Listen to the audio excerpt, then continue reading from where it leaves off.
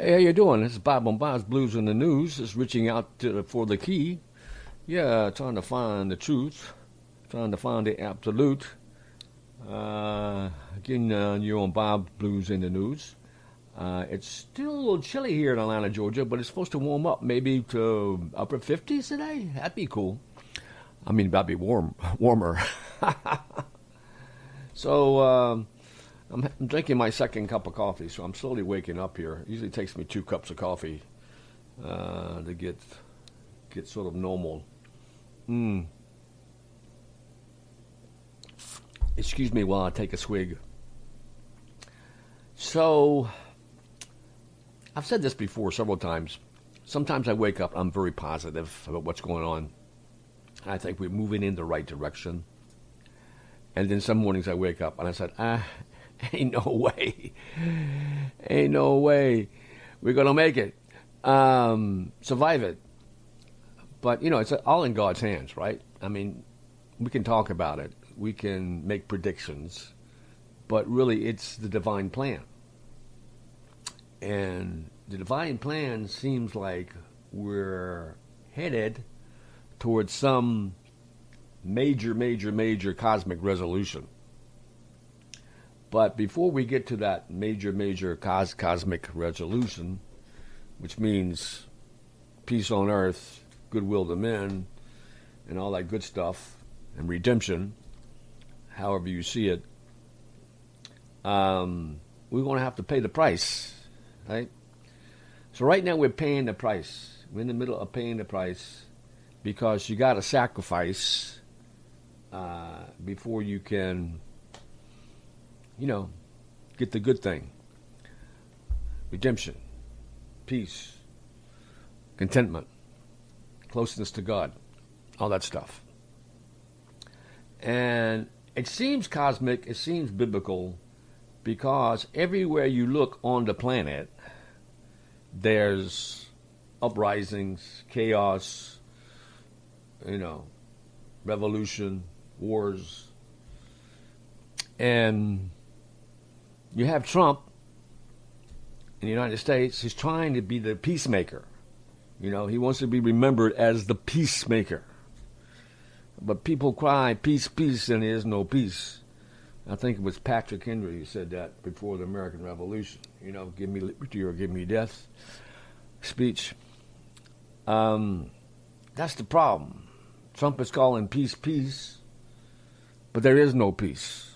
One thing, people in the United States and abroad too, a lot of them, especially if they're sort of progressive, liberal, woke, whatever have you, they hate the man. They can't stand to look at him. It's like, taking chalk and scratching it on the chalkboard. It gets at you. Personally, I think he's a man for our times, and that he is, in fact, doing everything he can to make America great again, and to make the world a better place to live in, generally speaking. But he's only one man, even though he's, in my opinion, he's phenomenal, that he's been able to, survive through all the things that's been thrown at him. I mean, they've tried to assassinate him many times. They tried to put him in prison many times, especially under the Biden administration. They called him all kinds of names. They called him Hitler. They call him a fascist. Every name you can think of in the book, they've called the guy. But he's been so successful in a lot of areas. He's working on immigration. And, he stopped the inflow of all these illegal immigrants coming into our country that Biden allowed in and just opened the floodgates. There is improvement in the economy. There is an improvement in crime, generally speaking, though they are giving him hell right now against ICE. It started in Minnesota, but it spread. I see even demonstrations. It's to show how much influence the United States has. There's even demonstrations in Italy about ICE. So it's taken on. The thing is, we're so connected today with the internet and with social media. Whatever happens in Timbuktu happens in your backyard. So we're all connected in this way, which in itself is sort of like a biblical prophecy. Like the Messiah is going to show up, Mashiach, the big kahuna, the guy is going to bring in the redemption, and we're going to be able to see him, on X or, Facebook or Instagram. He's going to be there, and but before we can see the Messiah, the Mashiach, we want Mashiach now, right? As the Chabad call out, the Jewish organization. Anyway, I won't get into that. But we have to see all this diabolical stuff first, And it's you open your phone and oh man, it blows you away. And I probably, like a lot of people, look at my phone too much. I should probably throw it away and take a good book, yeah? But that's just the world we live in, And today there's a big conference about AI, so you can see where the world is going in Washington. A lot of AI movers and shakers are getting together with Trump. And the world is going in that direction, too. So that's another issue we have to deal with in this crazy world. But I really think currently that there's a rise of Islam, and the West is sort of allowing it and being even suicidal. I mean, Gad Saad, if you know who he is a psychologist who grew up in Lebanon, Jewish guy, but he knows the Arabs well.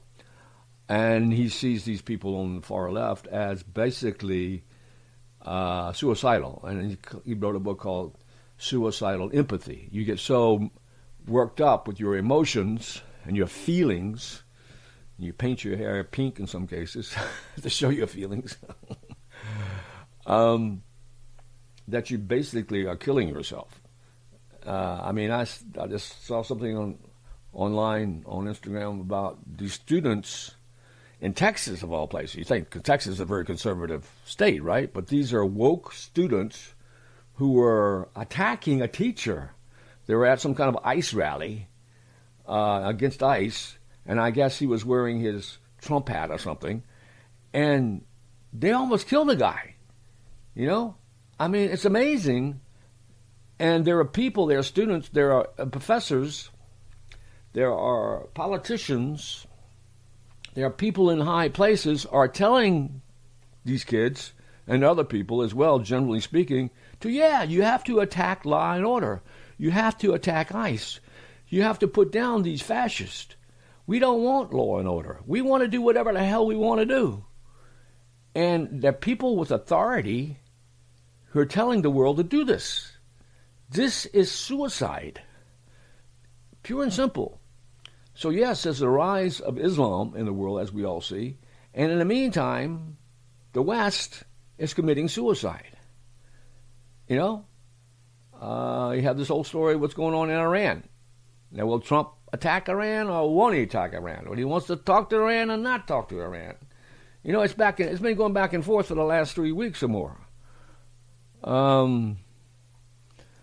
And basically, Trump wants to be the peacemaker. And he's willing to talk to anybody. And he's got people like Witkoff and Kushner, and Qatar and Saudi Arabia and all these other Arab countries who say, we want peace. Don't attack Iran. Even though they know in the background, at least certain Muslim countries and certain Muslim leaders know in the background that Iran is no good, that they see what's going on with these zealots from the Muslim, mostly from the Muslim Brotherhood, from Islam, from the Iranian regime, and they totally want to bring down everything. including the prosperous countries of the Middle East. But, of course, they say one thing in public and another thing behind the scenes because they know they could have uprisings in their countries as well, right? So everything is in a very precarious situation. And there's all these forces at play. And except for Israel and the conservatives in the United States, everything else has gone to hell.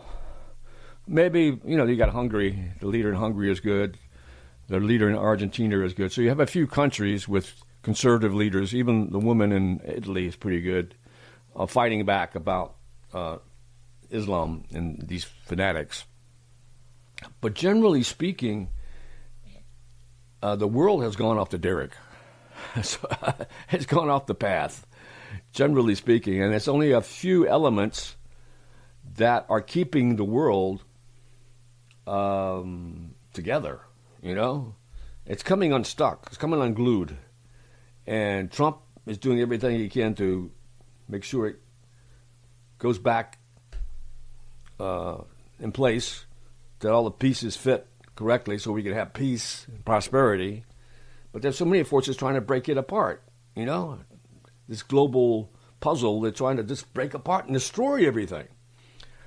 But it's a blowback. Look at what's happening with Mamdani in New York. I mean, even the people who supported Mamdani are realizing he's not going to be able to do anything he said he was going to do. It was all BS, I think he really wanted to do it, but in reality, he can't. I mean, he couldn't run an ice cream stand in the middle of summer. How can he run a whole city in a snowstorm? 16 people died on the streets because he wouldn't allow the authorities to pick these guys up, these homeless people up. So what can I tell you? The West is committing suicide, and will we ever learn that you need law and order, that you need to stick with your traditions, that you need to realize there's a divine power above, and you are only you can on yourself. You have. I don't know. I'm lost for words.